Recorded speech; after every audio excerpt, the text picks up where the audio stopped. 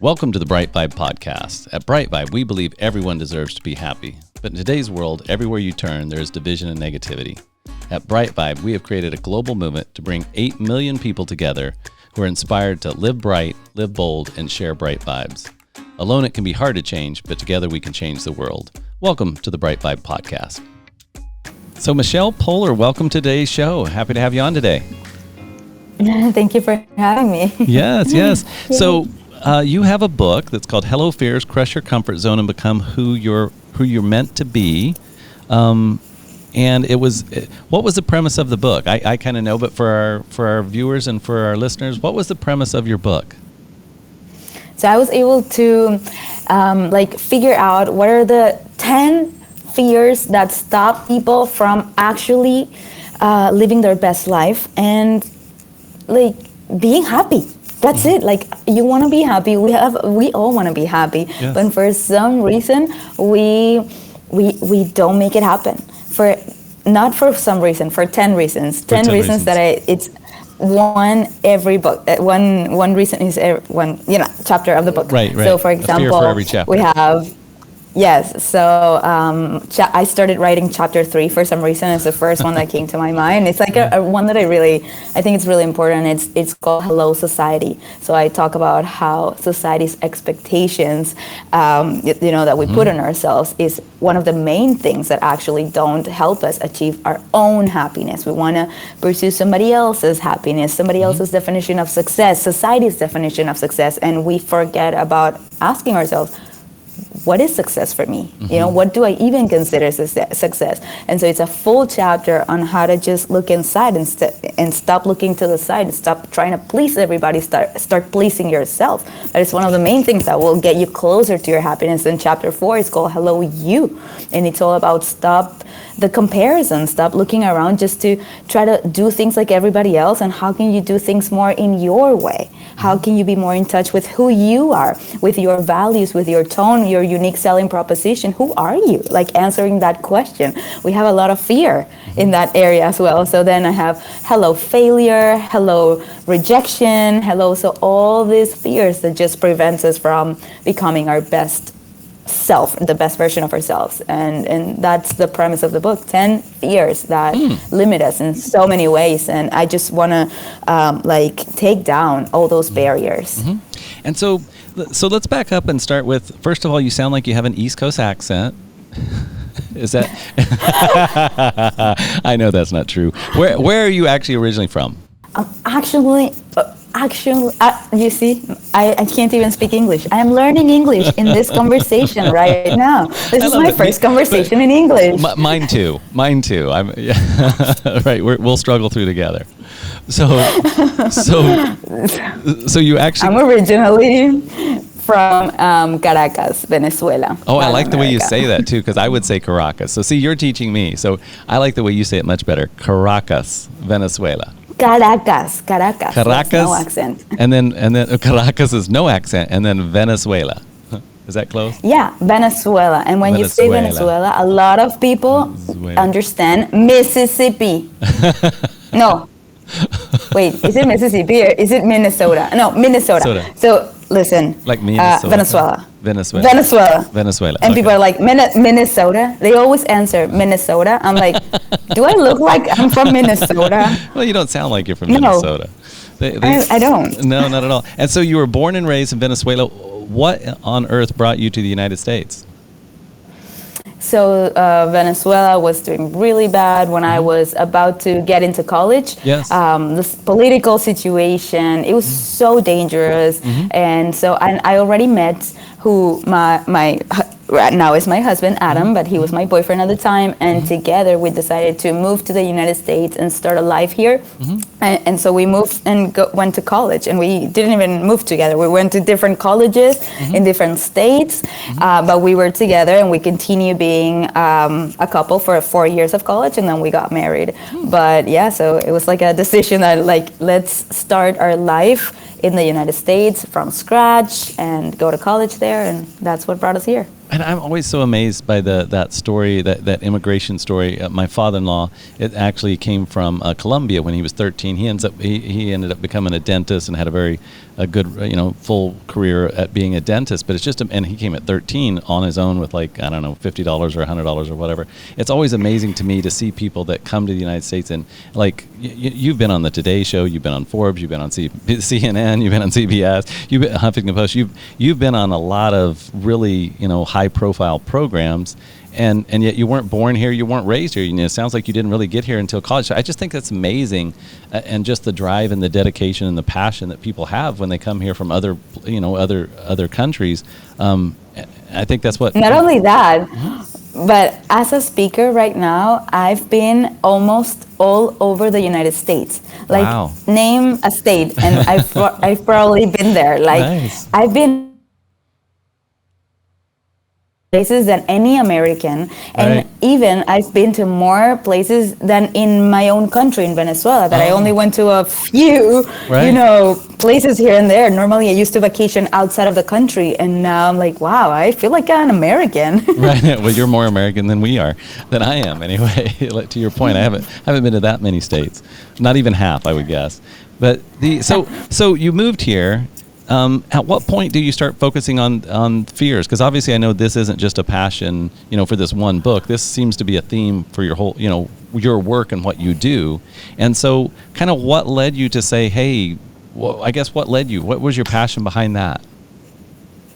Well, it all started when I came to the United States. I went to college, then I graduated. I moved to Miami. I got married to my husband. And so I started wondering if this was life, if this is what life is all about. Like, I got married young. We were 23 and 25 years old.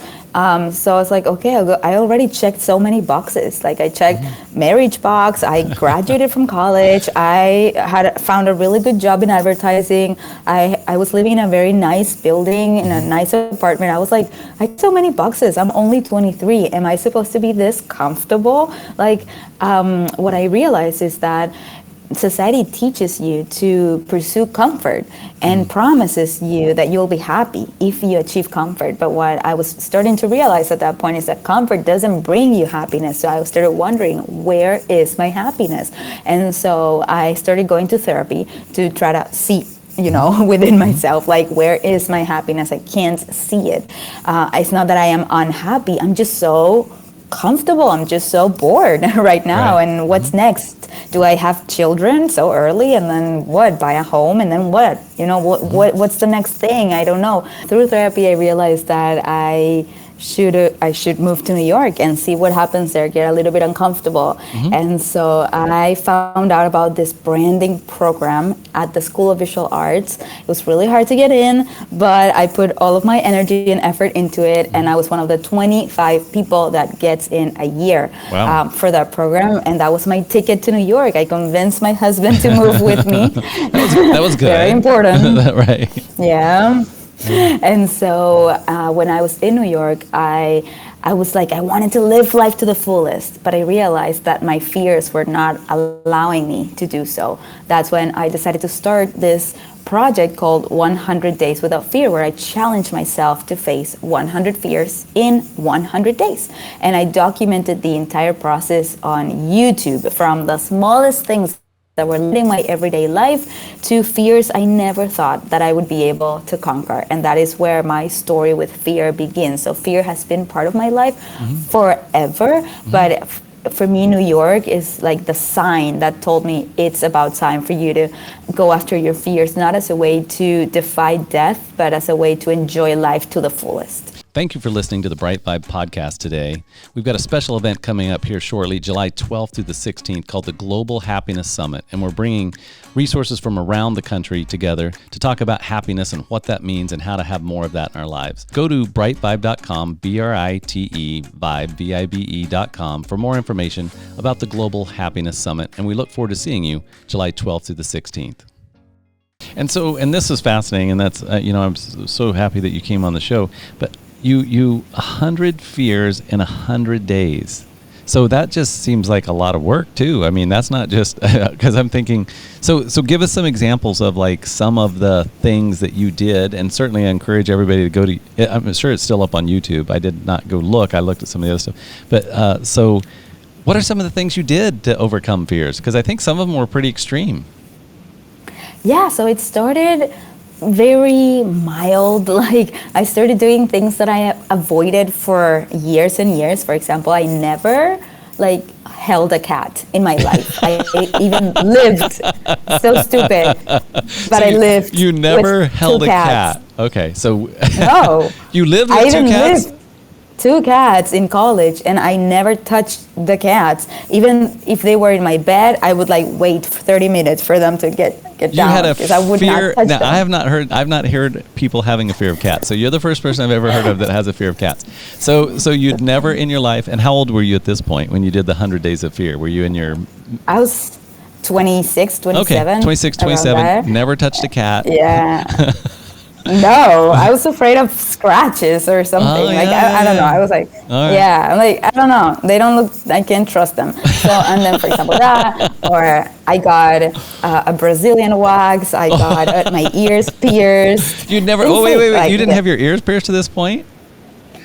When I was born, they did that, but I wanted like second, more piercings or something. I never dared to do any of that. So I tried all these little things, and I was terrified. It was like very terrifying. It was like day one. My first thing, I think it was, I tried oysters for the first time. I always avoided putting those disgusting things in my mouth. Yeah, because it was like doing things that are outside of my comfort zone. That's the premise of the project. It's your fears. And so I started there, but then little by little I started building up this inner courage that helped me tackle bigger things. And then after day 40, the project went viral, and so I had a lot of pressure, a lot of people watching, a lot of haters too, saying, I don't get it. Those are things I do on my day-to-day, like driving at night. Why is that scary? Like things like that I would avoid. It's a very personal project. I didn't do this to get famous. I just did it for myself. It was very personal.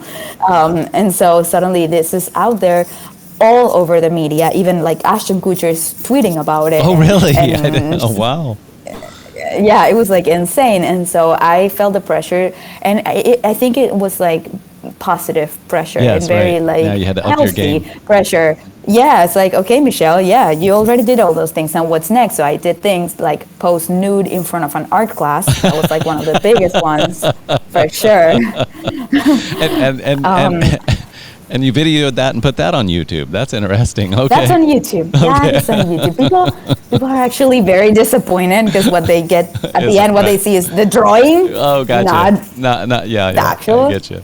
You get to see like my feet. It was really hard to record all of these things. Like imagine, I went by myself. I even asked my husband, can you help me? Because he would help me in many of these. Yeah. But he's like, no, I'm not going to watch you, get naked in front of a class. I'm not, that's too extreme. That's so funny. I had to put the camera below my feet to just like show people in the back drawing. But and so it's really interesting. You should actually check out the project. This 100dayswithoutfear.com. You can find it online or on YouTube. Yeah. And and then also I did, for example, I quit my job. I did skydiving. I held a tarantula, so I went from a cat to a tarantula. You see? Progression. Yeah. I did stand-up comedy. That was a really big one. Very scary, doing in a club in New York. Like people are expecting to laugh. They thought I was a real comedian, and I'm definitely not. So, we did all sorts of things. We had to get really creative in order to actually do 100. I even crashed a wedding at one of the most, the fanciest hotel in New York. So. Oh my gosh. Yeah. So I was even just wondering about the logistical thing of having to come up with something every day to conquer. I'm like, to your point, I think we get. Why are we picking up echo again, Troy? We're just going to roll with it? All right, I'll try it. So, I mean, at day 40, I think I'm already done. I think I've already addressed, but so you just had to keep kind of just saying, if there's something else I'm afraid of, is there something else I'm afraid of? Well, so it was not easy to come up with a list. And what I did is I came up with the first 20 things that are like the typical 20 things that I've been avoiding my whole life and that I know I am afraid of those things. And then after that, and this was even before starting the project, that I came up with that short list. Then I went to Facebook, because I was not even on Instagram. This was 2015. And I asked my Facebook friends, can you suggest fears for me to face? And if I can relate to your fears, I will do them and then give you credit. And so I got I don't know, like 60 comments in there of people suggesting fears. And they were really interesting, things that I never even thought about, but that when I think of them, I'm like, yeah, that would be very outside of my comfort zone. So let me try it.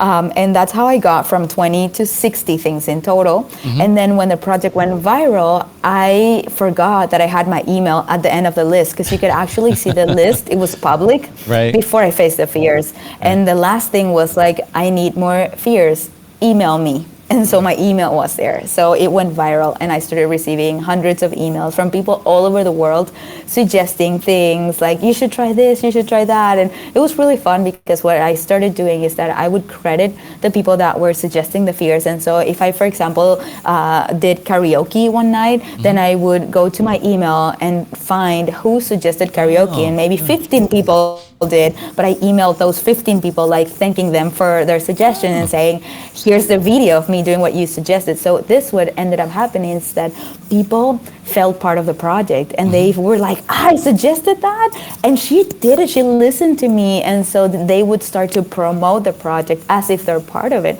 And this helped virality grow even bigger, because even the people from the beginning, from my Facebook group that suggested ideas, were so proud that this thing they saw from the beginning turned into something. So everybody was promoting this like crazy, and it just blew up. How many people at the end were at the end of the project were kind of tuning in at that point? Well, I went from like 0 followers on YouTube, where I started doing the project, to like 23,000 people around that. Yeah, so and videos had very high a lot of views, because everybody was following. And if one day I would not show up, people would be emailing me, are you okay? Did you die during your next year? Did your cat allergy kill you? Yes. Towards like the end of the project, people were so sad that it was going to end, because they're like, we don't want this to end. We'd love to get inspired by you every day, facing your fears. Yeah, so it was really nice too. I felt a lot of accountability by having so many people, and that's, I think, why I finished the project. And also so much support from random people, from strangers that were so loyal to this project. Yes, definitely. So then where did you take that? And again, I'm assuming then from that, the book comes along at some point, right? But where did you go from there? So you did the 100 days, and then I'm sure there was a little bit of just like, oh, that was amazing, but thank God it's over, to some degree, I'm sure. And then what did you do? So it was a relief, but at the same time, it was a lot of, I was facing the unknown, because I got used to this every day, facing a fear, a lot of attention. I'm in the middle of a project. And then when I was about to hit the last fear, there was a lot of like, what's next? I didn't know. And I already quit my job as one of my fears. So I was like, I have no idea what's coming up, and I need to figure it out, because it's my life. Like, it's not a project anymore. And so I decided to face my fear of public speaking as my 100th fear. And so I reached out to TEDx. I told them that I had this project, and that I have a lot of things that I would like to share with the world, like things that I'm learning along the way. And so they loved the idea. They brought me in, and so I spoke at TEDx Houston, and that changed my career. I went from being an art director working in advertising to suddenly becoming a speaker, because after doing TEDx, I realized that that was my passion. I'm like, being on stage is my passion, so I have to keep doing this. And so and was it literally 100 days, or was it, I mean, basically 3 months, we're saying? So it started with the thought of, I have to finish in 100 days. And then towards the end of the project, I started to take every day more serious, and because I was like, oh, I only have 30 left or 20 left. I need to make them count. At the beginning, I'm like, I have too many in front of me. Like, let me just. I did some silly things like eat Harry Potter beans. Have you tried those? No. They have like, it's Harry like Potter gummies, beans? but with, they have flavors like vomit or rotten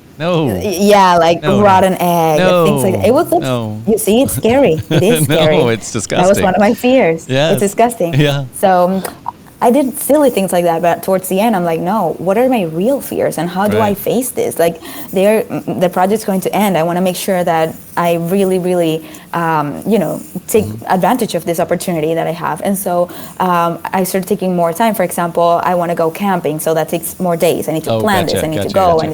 So it ended up being maybe 4 months instead of 3. Okay, but still, so basically, you went from kind of one place in life to a whole nother place in life in 4 months. I guess that was the point I was trying to make, is this wasn't like a 4-year degree or hey, I'm going to do this, but it also, we talk about it quite a bit on the show. It's like, it's more important to make incremental steps than one giant leap, but it sounds like you just made 100 incremental steps in a very very proactive and very a short amount of time, but it was step by step by step by step by step. You didn't just like do all 100 fears in a day or anything, right? I mean, you did process it. So I think it's just, for me, it's always good to remember that so much can be accomplished when you truly have focus and you truly have an intention behind it, and then usually it changes you more than you even know, I would imagine. I mean, coming out of that, I'm sure who you were coming out of that 4 months was different than the person coming in, and probably in ways that you would have never, I guess, what would be some of the things that awarenesses that you had through that period that you had no clue that was going to happen, I guess? Does that make sense?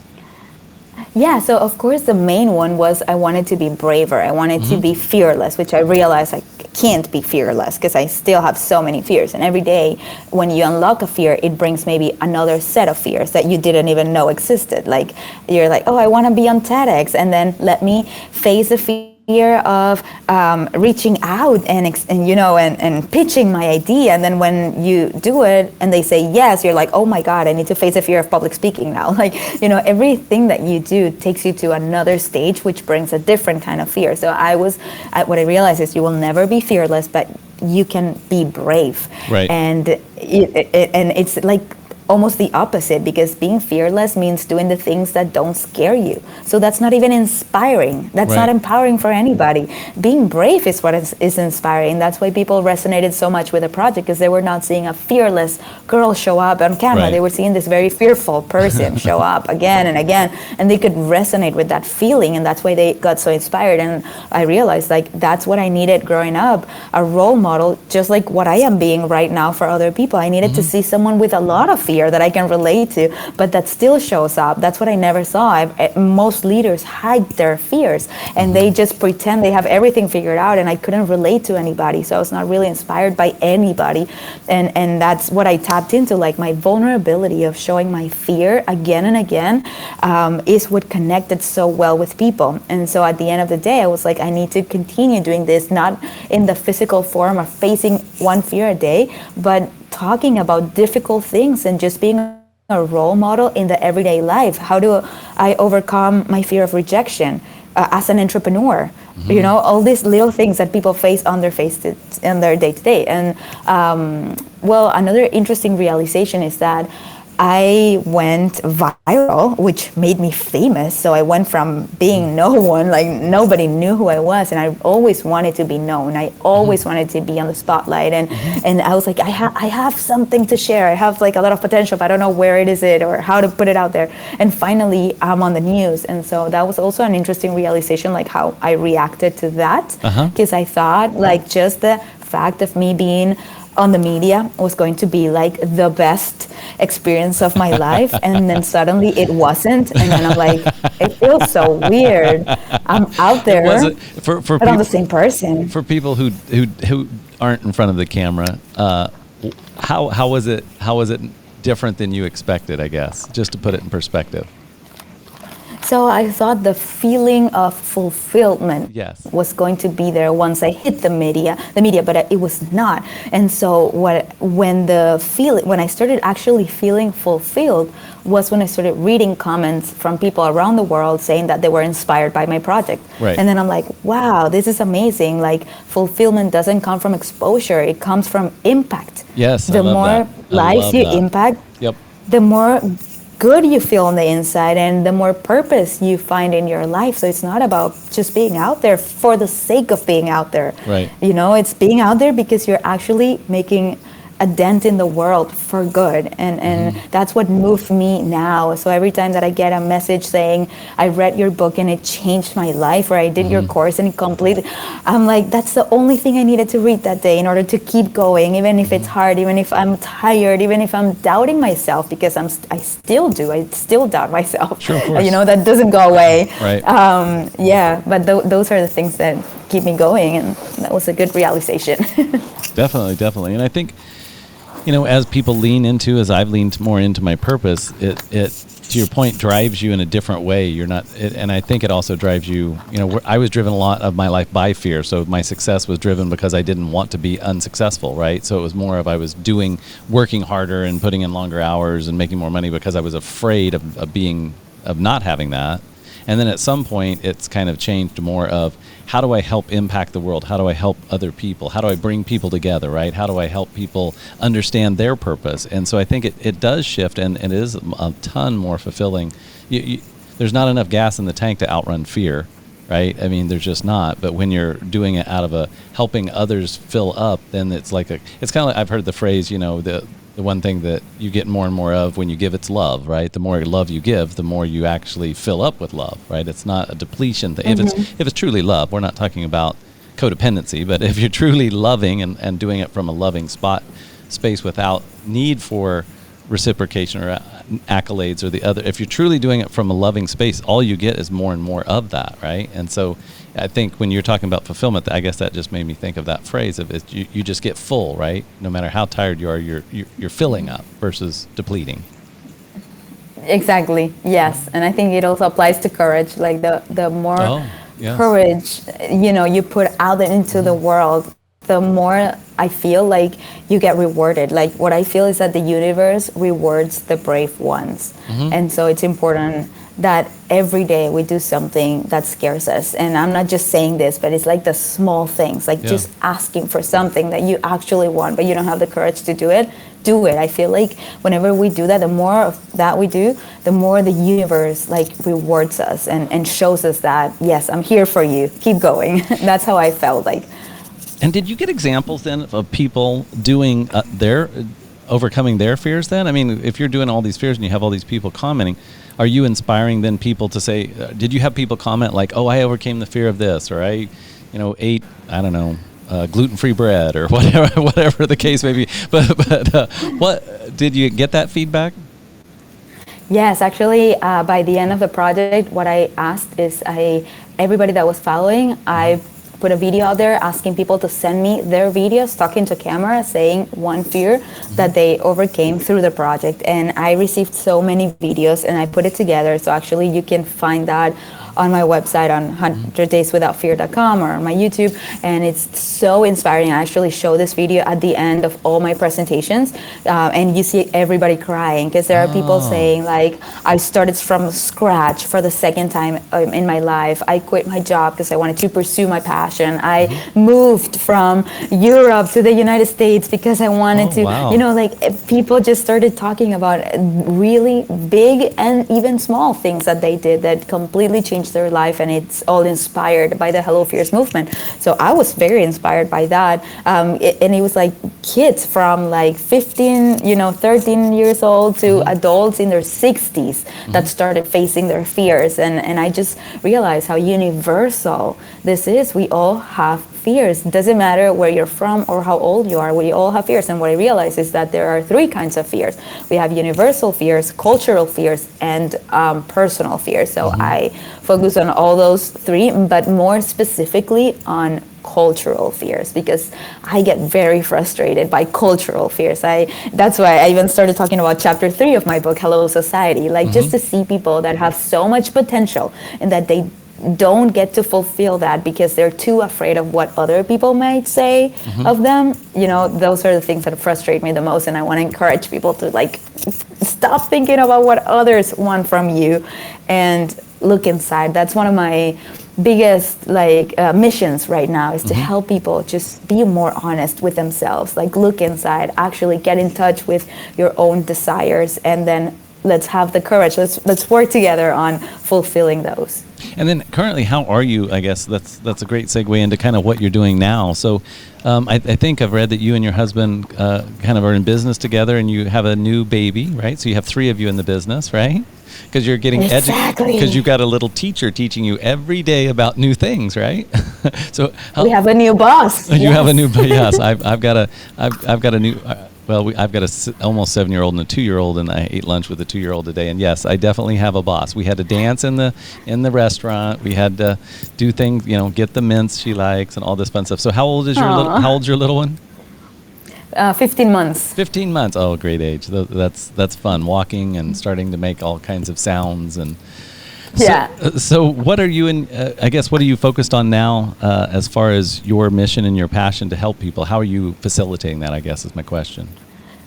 Well, so I am so happy that the world is opening up again, and we get to travel again, because this was really weird 2 years for us, because I am a professional keynote speaker, basically. Right. Me and my husband, we used to travel every 2 days, every 3 days to a different city to deliver my speech. And so, it was very, very intense. We were living in New York City. We were actually not even living in New York City. I mean, we had an apartment there, but we were never there. Right. Yeah, so we decided to move to Miami. Then everything closes, the pandemic starts, we get pregnant. So everything changes in our life, and suddenly everything started to open up again, and I'm starting to travel again, being on stage again, and now this time the 3 of us. So I used to only travel with Adam, my husband. Now I travel with Adam and Noah, and it's really, really fun. Actually, I love to see him on stage with me. He comes to my AV checks, like he's getting used to the speaking world, the traveling world.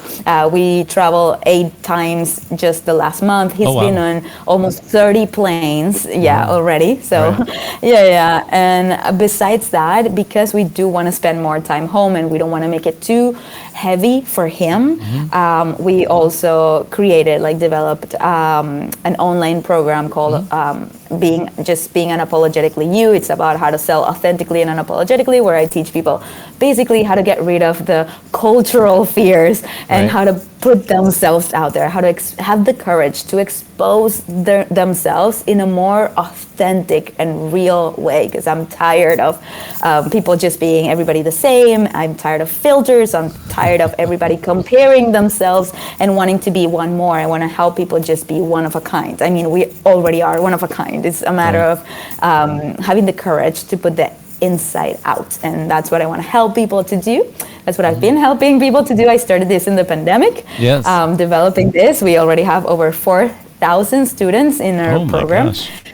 Yeah, and so I'm doing incredible. both the speaking and the program, and that's and figuring out life with a baby still. Which I don't think that ever ends. I'm several years in, and I think it just never ends. You're just always figuring it out. Every time you get it to the point where you think you've mastered it, something changes, and you're off on a new adventure for sure. They're great little teachers. So that's amazing. So you have 4,000 students that have enrolled in your online virtual program. Is that? And then is it something you do weekly lives, or is it all self-guided, or how does that work? Yeah, so it started as a live class where every Saturday I would connect and deliver like a 2, 3, 4 hour class where I teach about courage, authenticity, personal branding, community building, and social media in general, like how to build a community around your message and become a thought leader. That's what I did. So I see so much value in that I wanted to teach others how to actually get to that point. And at this point, you can just do it self-guided, just get the pre-recorded version and be on your own pace. Very cool. Very cool. And then you said you're starting to travel more. Is it typically corporate type stuff where you're doing corporate talks or association talks, or just kind of who's usually reaching out and saying, hey, will you come do this or do that, I guess? Well, so a lot of corporations and associations mainly, and a lot of like women group, diversity and inclusion. Whenever a company is struggling or going through a change, because when I talk about overcoming fear, so they're like, we are going to ask people to come back to the office. Can you come and speak to us before we announce that?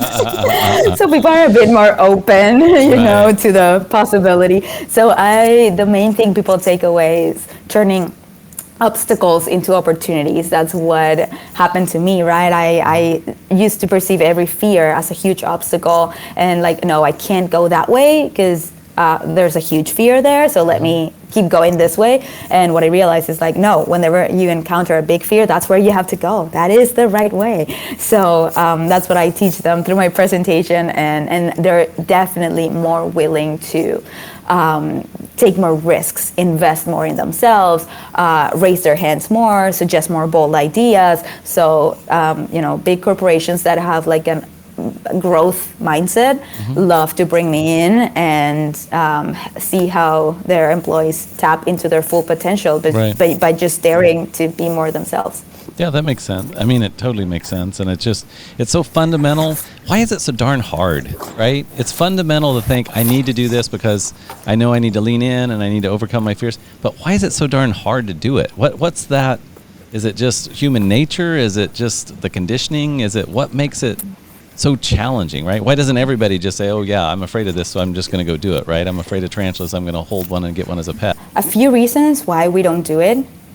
I would think let me think, because I have like too many bombarding me into my head, and I'm like, I want to get the best one. What are the voices telling you to do? Okay, it's telling me, my voice is telling me. Good. Okay, 2. No, it's actually the fear of failure, what prevents us from taking those risks. And what I uncovered throughout this process is that the enemy of success is not failure, it's comfort. Right. That is a huge realization. Every time we choose not to do something, we are failing because we're choosing to stay where we are, right? And why do we do that? Because we want to avoid failure. But failure can only bring us closer to our success. We think that failure can drive us away from success, and it's quite the opposite. Comfort can drive us away from success. Comfort is the one thing that will tell you to continue doing the things you've always done them instead of innovate, right? Comfort will tell you to stare at your phone instead of sparking a conversation with a person sitting right next to you. Maybe that person was your next investor or your next client, but no, it's more comfortable to be in our phone, so we're driving away from success by just choosing comfort again and again. And so that is the main thing why we don't do the things we have to do, because of fear of failure and choosing comfort, and also because we focus on the risk more than we focus on the reward. So we're always telling ourselves that things will go wrong, that we will regret it. And so every time we think about maybe raising our hands to suggest an idea, or we're about to invest on our business, or maybe, do something very different or whatever it is, we think, what do you think you're doing? Who do you think you are? You will regret it. Like all these fears start to pop into our head. It builds a brick wall, like the one I have behind me. Every fear is a different brick, right? And so we can't see past that. That is why I teach people in my presentation through storytelling and all of that. One of my most important tools, which is asking yourself, what's the best that can happen, instead of asking yourself, what's the worst that can happen. When you ask yourself, what's the worst that can happen, the brick wall starts to appear, because all those little fears and negative thoughts, it's the worst that can happen. But when we ask ourselves, what's the best that can happen, we're focusing on the rewards as opposed to the risk. And that's the only thing that will trigger our brain to choose action. There's no way to choose action if we're being limited by our fears and our insecurities. That's why we need to see that there is a possibility of things going in the right direction, which we forget. Like, for example, when I'm about to go on stage, the first thing I'm thinking, I'm terrified, I'm shaking. I see all the people, I see 3,000 people in front of me, and I'm like, what if I fail? What if I forget what I have to say? What if technology fails, right? What if I fall down? What if they don't laugh? What if they don't care? What if they don't resonate? So I start thinking all that, and what happens in my body? I start experiencing a lot of fear. I start shaking. I even start yawning because I'm telling my brain that I need more oxygen. It's insane. But then I have to always remind myself of that question. Wait, Michelle, what's the best that can happen? And I'm like, what if everything goes right? What if they love it? What if they laugh and, get inspired? What if I don't forget what I have to say? What if I leave today thinking it was the best presentation I've ever done? So whenever I think about all those case scenarios, then that's when I'm more willing to go out and crush it. Right, definitely. Well, that was really, poignant, and I think a good way to summarize, I think, what happens to all of us at, pretty much to some degree, probably every day when we're pulling back or not leaning all the way in or not playing fully out. So I love it. So how do people stay connected with you? How do they get a hold of you? How can they be a Michelle Poler fan like I now am? So what's your fan club? Where do they go? So they can meet me on Instagram, at Hello Fierce on Instagram, or Michelle Poler, my personal account. Both work. I talk about motherhood in my personal account and, being a real person. And then I be as a speaker on Hello Fierce and inspiration and all of that. And then I would highly encourage everybody, if you want to dig deeper into the subjects that I've been talking about today, definitely go get the book. It's a great way to start in this Hello Fierce world. Also the book, I just have to say, and you can't see it because I don't have it here in my hand, but it's so cute. It's so colorful. It's very colorful because I am a designer. I'm a designer. So I care. Yes.